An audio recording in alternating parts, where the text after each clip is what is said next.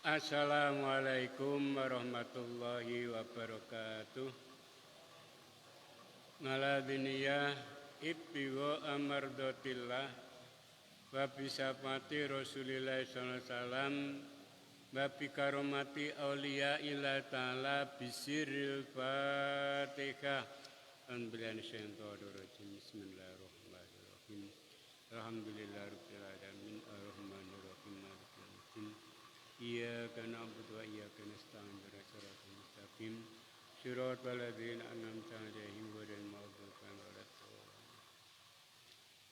Niki sewulan malih sasi Recep. Nggih, yen Kamis niku entake Madilawal, Madilah nggih ben Madilah akhir. Niki ingkang kula aturaken fadilahe sasi Recep. Nggih. Fadilahe sasi Recep. Bismillahirrahmanirrahim. Wasari'u lan aga-aga sira kabeh badiru aga-aga sira kabeh wa akbalu lan madhep sira kabeh ila magfiratin maring oleh pangapuran min rabbikum saking pangeranira kabeh. Dadi awake dhewe niki kon age-age madhep golek pangapurane Gusti Allah. Napa? Age-age madhep golek pangapurane Gusti Allah. Niki mati niki sawayah niki lho nggih. Pun mboten ngerti kapan dinane, sasi apa jam pira mboten ngertos. Pun nganggep jek suwi. Nggih, pun dianggep jek suwi mriki mboten enom mboten tuwek. Nggih. Mboten enom mboten tuwek. Ila maistaraku maring barang kang dihaki.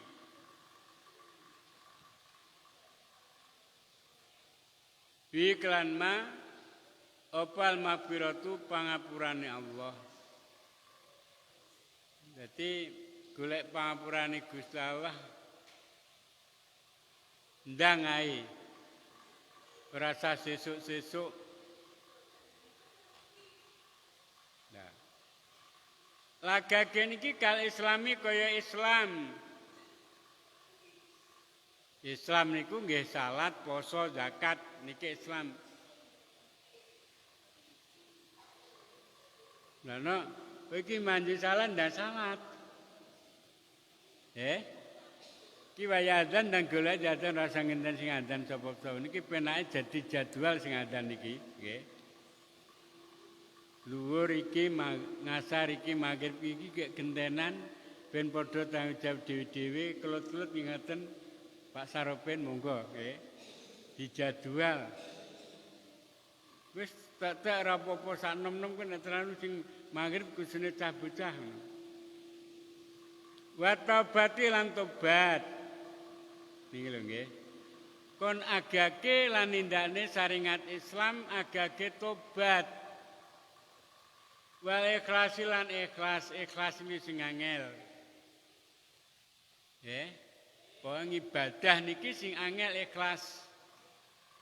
Nek cara hikam salat, poso, zakat niku kaya patung ora ning roe. Nah roe napa ikhlas? Ikhlas iki lillahi taala ora murih apa-apa.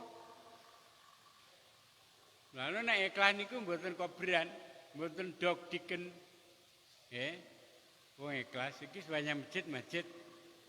Lah nek ora ikhlas garing dog diken ngono anget-anget telek. Nggih. Age-age. Nek sagage ge ikhlas. Lah nek pun age-age ibadah, age-age tobat lan ibadah tobat ikhlas. Wajanatin lan swarga ngarduatai ambane jannah iku samawatu 7 langit wal ardulan bumi. Aengar dua tegese ambane jannah kang ardima kaya ambane bumi langit. Wa dzikru ardi utawi nutur bumi lin balawati krana bangetake. Piwasban dalam sifat jannah asap pisangati kelawan jembare. Terus nek kula lan panjenengan agi-agi nindakne saringat Islam gelem tobat lan nindakne ikhlas kalan gejala dimiming swarga. Swarga iku ambane pikel 7 bumi langit. Niki lambangetake Gusti Allah ambane swarga. Piwasan sifati swarga bisa ngati kelan jembari. Ngalatori kitam sing atas dalan madhakake li anna krana stune tarik iku dunal tuli ora dawane.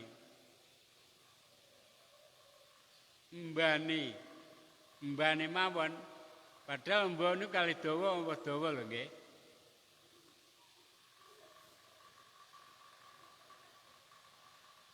Wa Ibnu Abbas saya Ibnu Abbas kasab misawatin ka 7 langit wasab ngarjine 7 bumi lawa solalamun tepung apa badwa setengah samawat bibadil tai ungidat dicawesake apa jannah lil muttaqin maring wong kang padha takwa. Dados swarga niku dicawesne wong sing takwa. Oleh nindan Islam oleh tobat, oleh ibadah niku ikhlas. Nek ketinggalan getun. Ngoten lho nggih.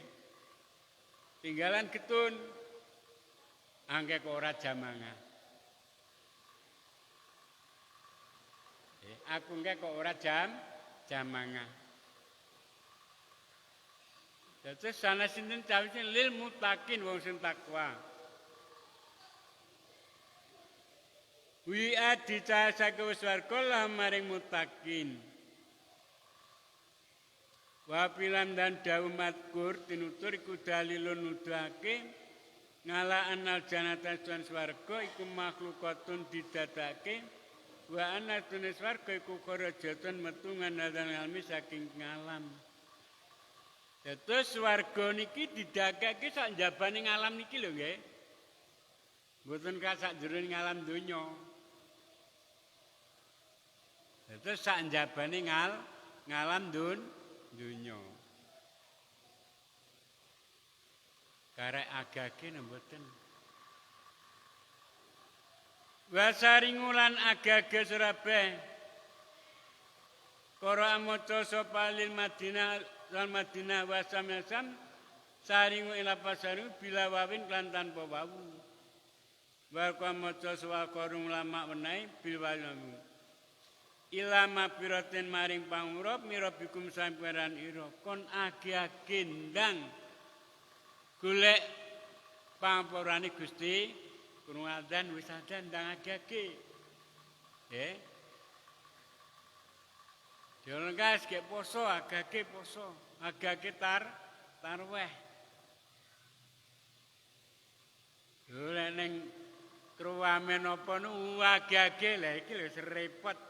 Ning kebo mubeng wis nganti tinggalan gaweane ditinggal. Bareng krungu adzan ora gage.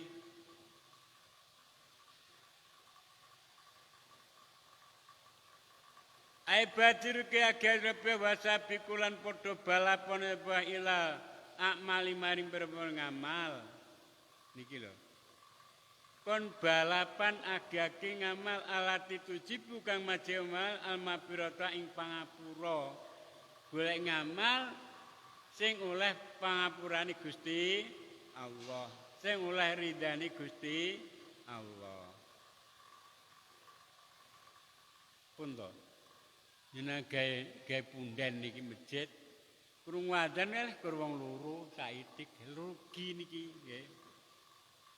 Dawuh Kanjeng Nabi layakumu satu ora bakal teko apa dina kiamat.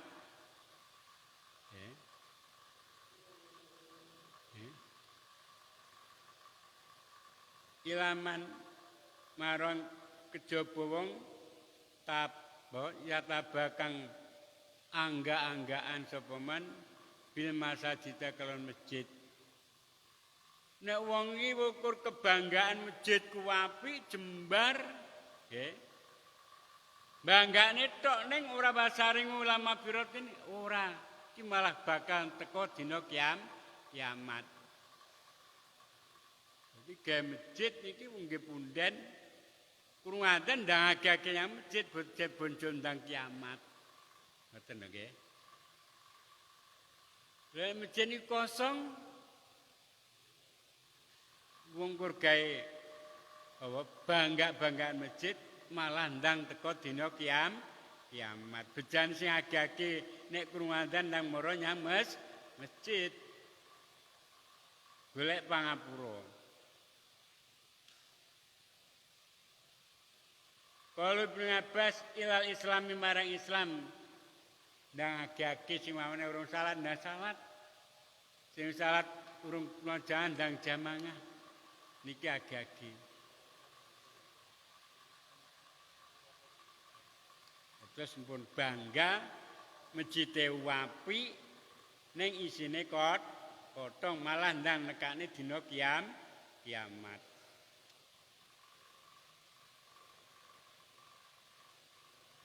Warwiyat dengan saya Nabi ngabas ila tobati maring tobat. Niki agake tobat. Yen tumak masjid niki nggih agake tobat. Wa qala ndika ngirikmah wa Ibnu Abi Thalib ila dail parodi maring nekani pira-pira perdu iki lho. Agake nekani perdu. Ora kok nglehem mawon nggih. Kurung adzan malah leha-leha. Lah niki lho. Mboten agake golek pangapura.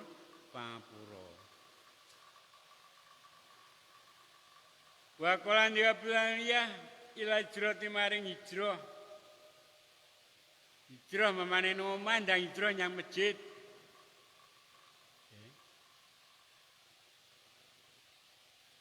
Wa qala ila jihati maring perang sabilillah. Nek Imam Muqatil ila maring ngamal asolikati kang bagus. Ndang golek ngamal sing apik. Sampeyan ngaji ngeten iki golek ngamal sing apik. Warwiyangan abi ngani bin Malikin anna setune maknane iku takbiratullah menangi takbir kang awal. Jangan agak golek jamaah menungi takbir imam sing pertama. Ora kok alah. Ya terus age-age salat jamaah niki termasuk jenengan ndang age-age ben oleh petut takbir imam sing pertama. Nek poso kae malah ora ketinggalan ngisa engko tarawih salat separo teko masjid ngisaan dhewe. Halah iki ora age-age jenenge. Nggih. Itu age-age wau termasuk ndang ngamal soleh, ndang hijrah asale masjid, ndang omah, ndang hijrah nyang masjid, ndang tobat, ndang age-age jamaah ben petuk takbire imam sing pertama. Allahu Akbar. Niki kare bumi langit sampean jamaah niku tesabot niku. Cara timbang. Wajanatin laman swarga el janati. Ngardu ambane swarga iku asamawati ambane pitu langit wardim bumi. Ngardu tegese embane. Ora dawane luwih dawane. kang disamati kambane langit paradin bumi. Kama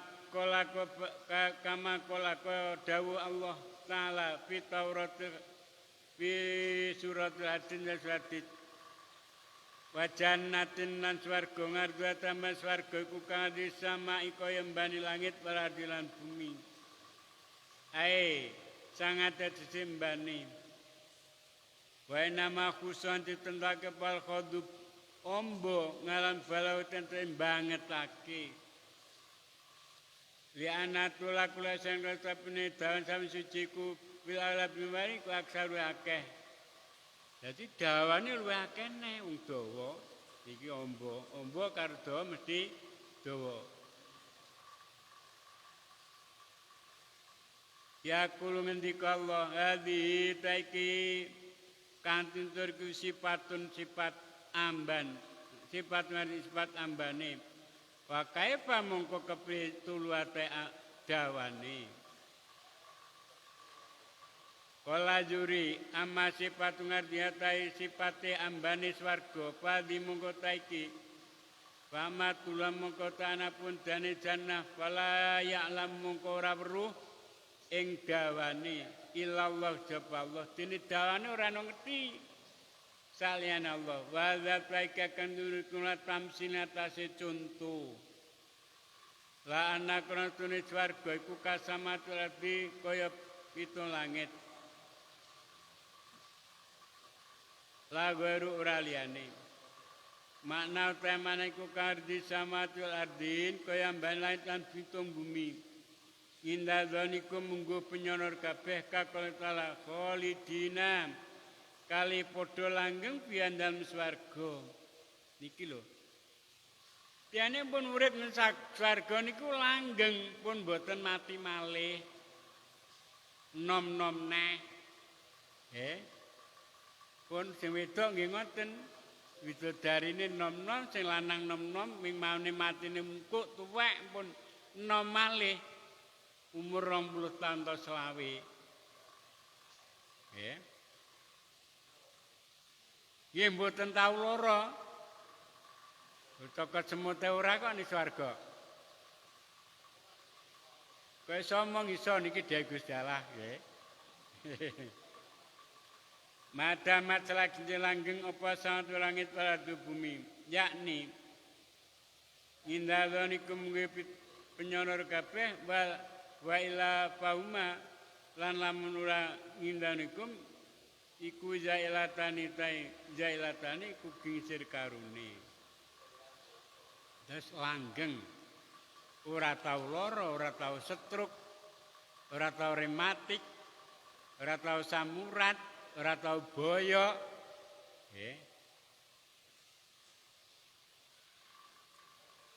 Wasula disuni pirsa sapa Anas bin Malik nganil jannati saking swarga abis sama itu dalam langit ampil adi itu dalam bumi swarga ki eneng jero bumi kok langit pakolang diku Anas Pak Yuardin mongkon di bumi bahasa bingku tasangu amat apal janat swarga bumi langit iki dinggon swarga ora sedeng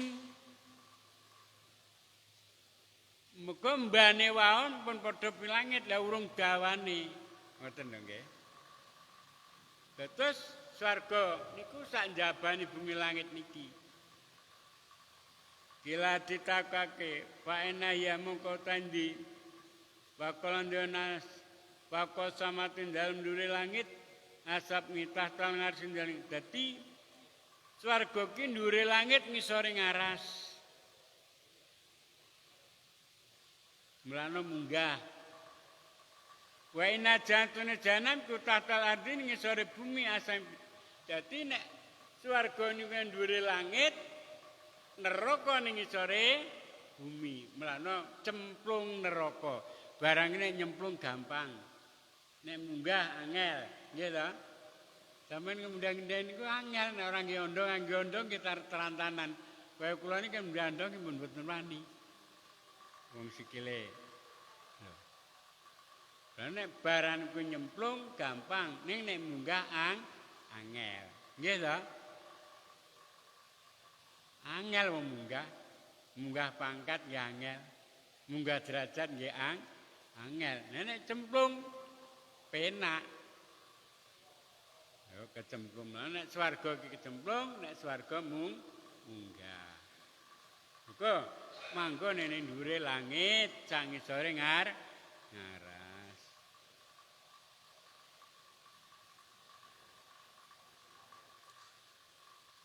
Ngan ngabdi roman bid ngani Nabi sallallahu alaihi wasallam anaukol. Jani teko ingsun sapa Jibril wakolan matur Jibril ya Muhammad la yusolli ora maca selawat ngalih kata sisira. Sabatun moji illa solanging nyunake ngapura ngalih ngatase akad sapa sapuna fi malaken 70.000 malaikat iki lho. Wong sing maca selawat nggih mlan pun bingung-bingung wiridan nggih maca selawat mboten sah digurukne pun dadi nggih sampeyan maca selawat niki sing genten macake selawat njaluk ngapura 70.000 malaikat mboten sah dibengat niki nggih. Pinten? 70.000 malaikat mergo oleh maca selawat. Waman sapa mong salat kang maca nyunake ngapura ngelih ngatas akad sapa malaikat kana mengkono makat iku min ahli jannati saking ahli swarga.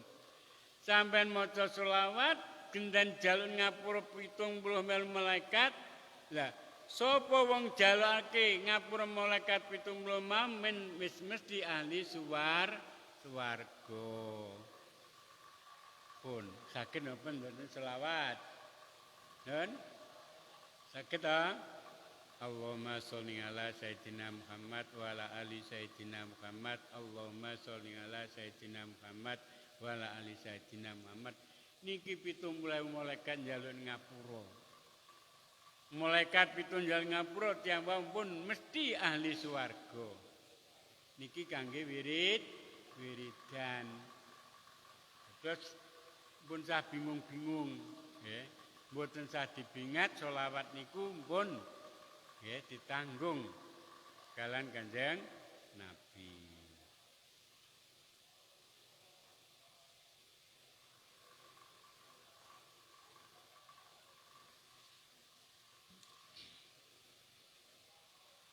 Ruya diriwayatake ngene Nabi sallallahu alaihi wasallam ana Nabi kukala ngendika Nabi at-takbiratu tawi takbir al-awwalu kang awal yudriku kang nemu ing takbir awal sapa mukminu wong mukmin mangal imami bareng macartane imam iku khairun luwih bagus lakedhe mukmin min alfi hajatin tinimbang 1000 kaji wa ngumratin lan 1000 ngumrah jinan gandrung nggih ngumrah niki kaji niki dimaksud kaji sunat bar kaji wajib nggih lha niki jenengan salate ndang teka diadani petuk takbire imam Allahu Akbar sampean ngenututi Allahu Akbar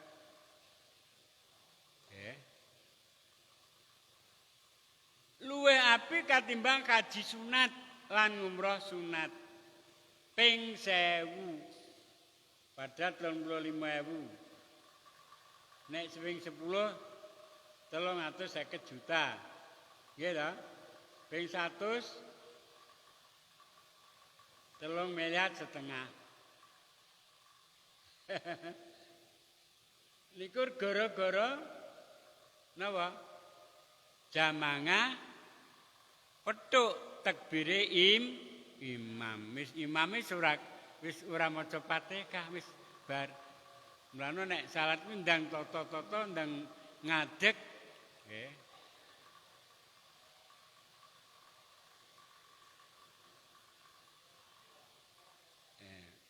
Ditambah walatiman ala jurutai ganjaran kaman kaya wong tak sodako kang sodako sopoman biwazni jabali ukudin kelawan sak bobote gunung kut apa nidaban masih ngalal masakin tas pro miskin ditambah kaya sodako masak gunung ukut lah gunung ini pirang ton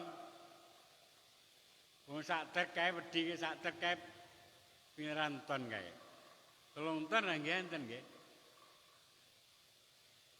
kaya ngene lho ganjarane jamaah lha gawe masjid petendengan lho nggih petendengan balah ngwetokne lha kok buk masjid ora disobo cobi sangke lampu tendeng wis ora gatene omongan wong liya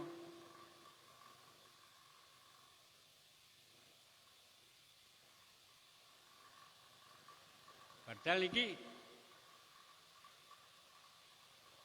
kaya ngono ki lho lah nyoba masjid makmum petuk tebire iman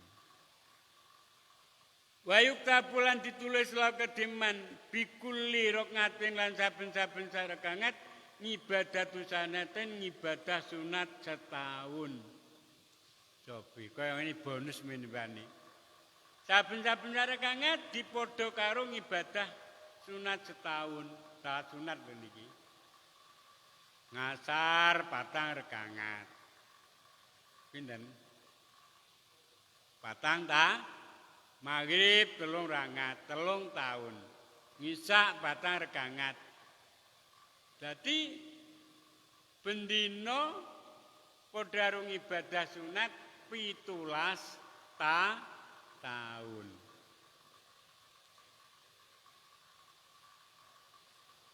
wa katabal nulis sapa Allah la maring mukmin barataning bebas luru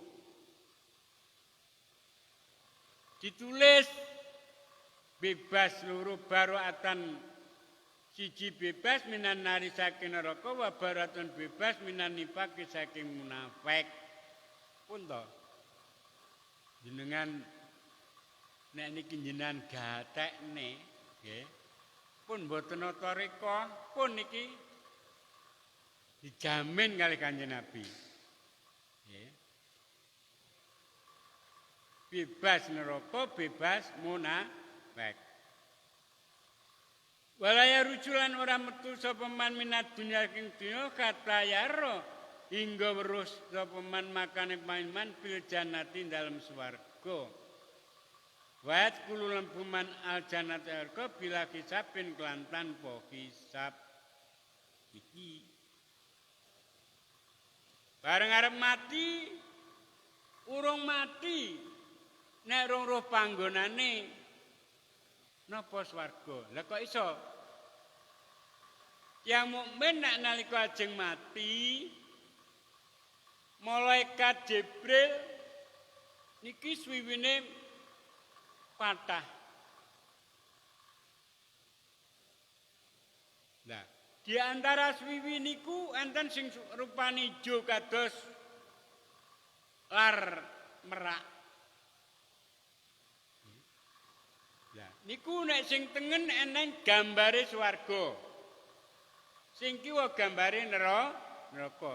Nek wong sing mati niki bareng kalian malaikat dirui swiwi sing gambar swarga pun ora kelingan bojo ora kelingan semprung mapan. Sangke senenge kaya ngono besok panggonaku. Nggih. Lah nek munafik ketok Islam bane geding Islam munafik. Dirui Suwikiwa gambare neraka. Cangkik kagete wis ora roh bojo niku. Cangkik kagete. Niki lho nggih. Ken agage. Tobat. Terus hikmahipun kita damel masjid nek metu madune nggih ngoten niku.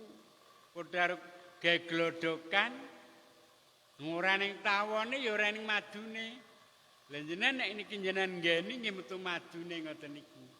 Mergo napa tinggi jamaah ora duduk petuwen dengan wis ra itung butuhku apik ngono. Nggih.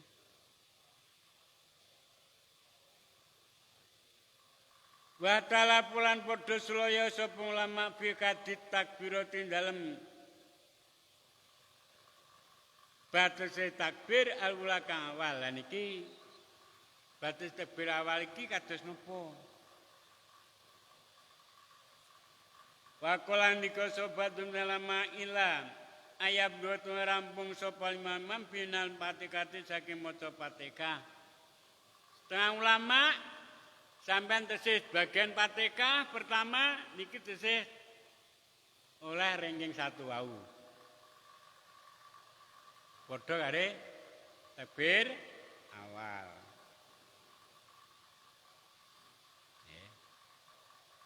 Wa qala badum ila ayat tumeka yen to ngawiti sulmal akhir ateng maca Fatihah. Ulama ni pendapat nganti imamil kah maca Fatihah.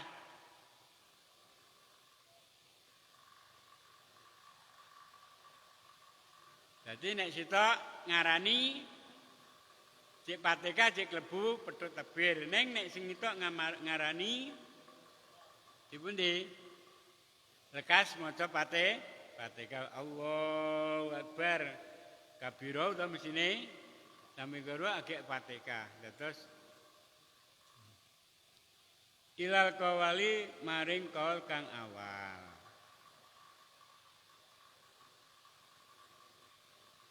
Terus bejo makmum ijik Fatihah cek kebagi bagian Fatihah awal iki cek termasuk napa petuk tebire iman. Oh nika bab masaringu ila magfiratin kon agake golek pangapura nggih saking ngarsa dalem Allah Subhanahu wa taala. Terus krungu azan ndang-agi ora kok ayas-ayasen. Nggih. Pun to. Lah niki kula Pak Saropen iki kula kan ngumpulne tiyang-tiyang dijadwal azane. Pun tuwak-tuwak ritek dijadwal azane magrib iki badhe mutung apa piye mbuh ora tau azan. Ora tanya masjid. Ya. Pun saniki ngancik Rejab lan iki kula awit niki bar majilakir gek Rejab. Ruwiya diratake ngani Nabi sallallahu alaihi wasallam anna nabi kukola ngendika Nabi. Man sapa wong ahya kang ngurip-ngurip sapa man awalalaiten ing kawitane wengi mir Rajaba saking wulan Rejab lam yamut mongko ora mati apa kalbu atine man. Mulane pujiane iki piye kok aku lali. Piye? Pujian Rejab teko ruah poso ya lho. Nggih. Sapa wong hari pertama Rejab diurip-urip. Diurip-urip niki maksudnya dinggo ibadah. Nggo maca Quran, maca sholawat, salat tahajud. Nggih. Jenenge malam pertama niki dinggo ibadah diurip-urip. Atine ora mati. Dados nek enten pengajian ngoten ndang nampa mboten lha apa kuwi. Lho niku ati atos.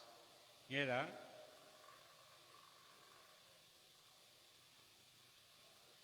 Dipundi urip-urip wau? Dingge ibadah. Nggih. Kira-kira kurang 30 loro dina piye iki recepe.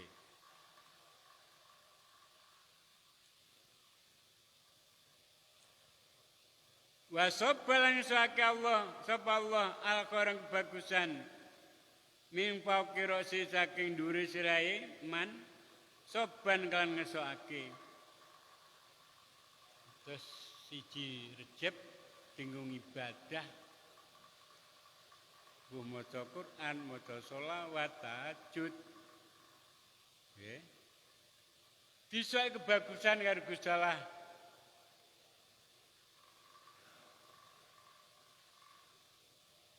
Wa qara jam samman dunu pisain pira dosane man kaya miwaladatu kaya dene ngetokake iman sapa umudune. Dosane entek kaya bayi kas lahir. Bayi sapi ngulan nyapangati sapa man nisab mina alpan maring wong 70.000 min alikota sang lipira peluput. Kodis tajabau kang teman-teman ngekaki sapa kotok minan nari saking neraka.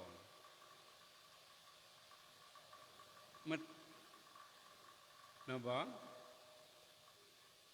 Kaya bayi lagi lahir terus iso nyapangati dulure sing dulure keleputan sing dheweke wajib mlebu neraka iso nulung. Napa niku wau? Napa? Ngurip-ngurip malam sasi Recep oleh ngurip-ngurip di damen apa? Dingge ngibadah. Nggih wiridan, nggih tahajud. Nggih salat jamangah. Jenengan magrib misa subuh jamangah niku termasuk nggih ngurip-ngurip.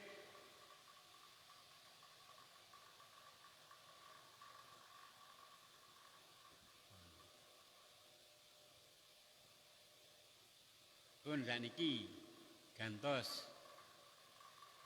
Ngan Anas bin Malikin Sa'ad bin Malik ngani Nabi alaihi salatu wasalam anak Nabi ku kala ngendika Nabi. Man sapa wong salat kang salat sapa man ba'dal maghribi ing dalem sause salat maghrib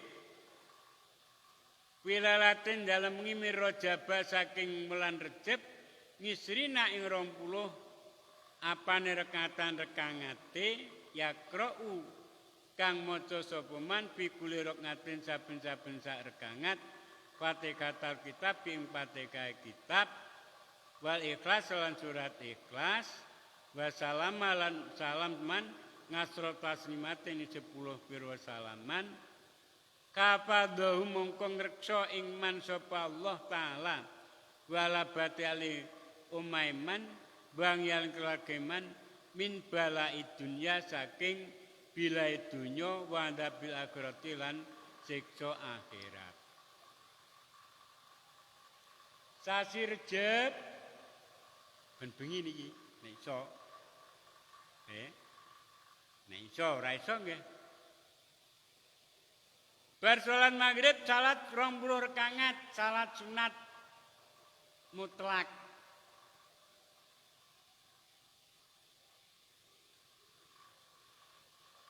Bar maca Fatihah, maca surat Ikhlas 10 hambalan. Berarti 20 ping 10 200. Surat Ikhlas. Nggih ta? Sak rekangat 10. Nek rong rekangat 20. Nggih ta? Berarti ping 10 salaman, 10 ngadeg. Berarti 200 kulhu. Niki dijogo karo Gusti Allah sangka balak donya, coronane ilang. Nggih. Coronane ilang. Terus benjing nek pengen corona ilang, bar salat maghrib pisan mawon nggih mboten napa. Nggih. Salat sunat kalau wau saben-saben rakaat maca kul ping pinten? 10. Berarti nek salaman 20, padahal iki 10 salaman. Bilai apa balak donya. Abot niki. Nggih. Oh, apa meneh ora tau salat, abot ngoten nggih.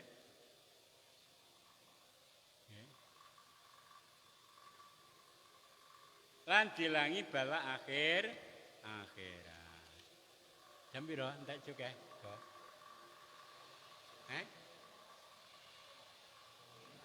Wis entek, pun semanten mawon nggih. Selasa malih. Mulane iki kumpurung Recep niki tak wacane. Kuwi waktu Recep kliwat.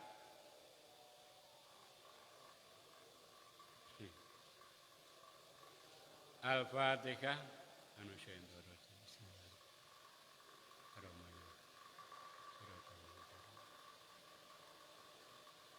Assalamualaikum warahmatullahi wabarakatuh.